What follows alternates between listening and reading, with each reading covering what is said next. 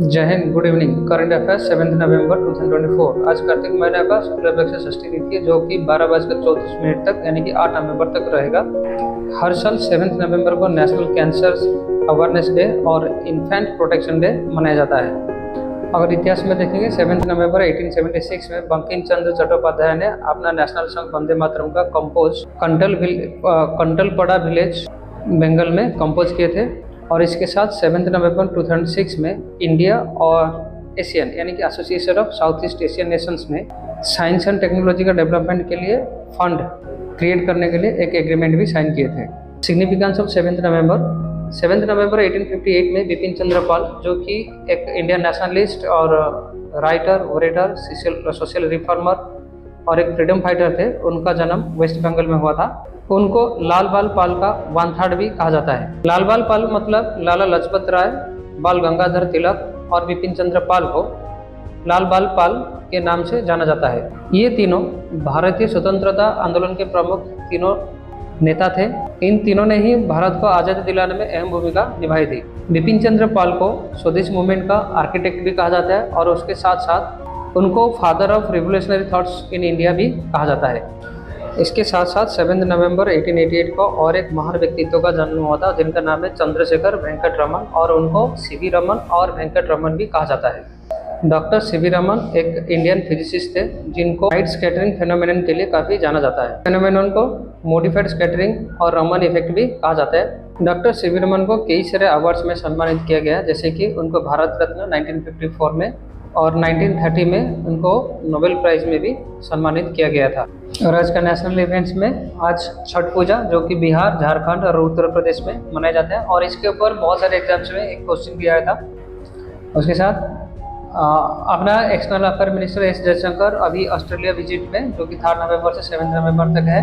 और अपॉइंटमेंट्स में आशीष खन्ना, जो कि इंटरनेशनल सोलर अलायंस का न्यू डायरेक्टर जनरल है, और उसके साथ राजेश कुमार सिंह, जो कि अभी रिसेंटली डिफेंस सेक्रेटरी बने हैं। नेक्स्ट, रिसेंटली हिमाचल प्रदेश का honourable chief minister Shri Sukhvinder Singh central government को कालका शिमला रेलवे को ग्रीन हाइड्रोजन में चलाने के लिए प्रपोजल दिया है। ये कालका शिमला रेलवे, जो कि यूनेस्को वर्ल्ड हेरिटेज साइट में 2008 में इंक्लूड किया गया था। ये रेलवे लाइन यानी कि जो कालका, जो कि हरियाणा में अवस्थित है, और ये शिमला हिमाचल प्रदेश में अवस्थित है, और ये रेलवे लाइन 1898 बनाया गया था।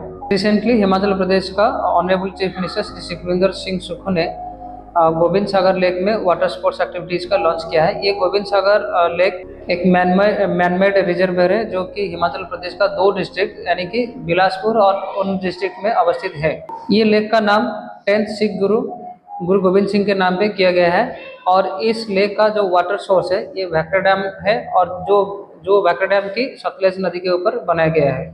रिसेंटली वर्ल्ड का पहला वुडन सैटेलाइट, जो कि जापानीज रिसर्चर्स के द्वारा लॉन्च किया गया है, और ये जापानीज रिसर्चर्स के द्वारा ये क्योटो यूनिवर्सिटी में इसको डेवलप किया गया था। और इस वुडन सैटेलाइट को स्पेसएक्स मिशन के द्वारा अर्थ का एक लो ऑर्बिट, जो कि अराउंड 400 किलोमीटर्स में इसको इंजेक्ट किया गया है। और इस वुडन सैटेलाइट का जो मूल लक्ष्य ये था कि इको फ्रेंडलीनेस और cost effectiveness in space exploration. Recently honourable defence minister Shri Rajnath Singh ने major Ralengnao Bob Khathing museum of valour, जो कि अरुणाचल प्रदेश का तवांग में इनाग्रेट किया है। ये मेजर रालेना बॉब फतिंग, जो कि मणिपुर से सेकेंड वर्ल्ड वॉर के टाइम पे पहला कमीशन मिला था, और तवांग को इंडिया में पीसफुली इंटीग्रेट करने में इनको काफ़ी जाना जाता है। निंगोल जकावा फेस्टिवल, जो कि एक नॉर्थ ईस्टर्न स्टेट मणिपुर का एक फेस्टिवल है। निंगोल मतलब मैरिड वुमेन और चकबा मतलब इनविटेशन फॉर फीस्ट। इसका मतलब जो भी मैरिड वुमेन है, उनको फीस्ट के लिए उनको इनविटेशन दिया जाता है।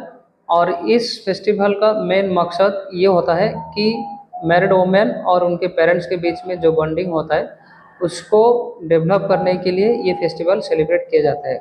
और इसके साथ मैं ये बता देता हूँ कि जो भी कॉम्पिटिटिव एग्जाम्स के जो भी फेस्टिवल्स के ऊपर ये क्वेश्चन जाता है, तो मैक्सिमम टाइम ये होता है कि नॉर्थ ईस्टर्न का जो भी फेस्टिवल्स है, उसके ऊपर मैक्सिमम टाइम पे क्वेश्चन आया हुआ है।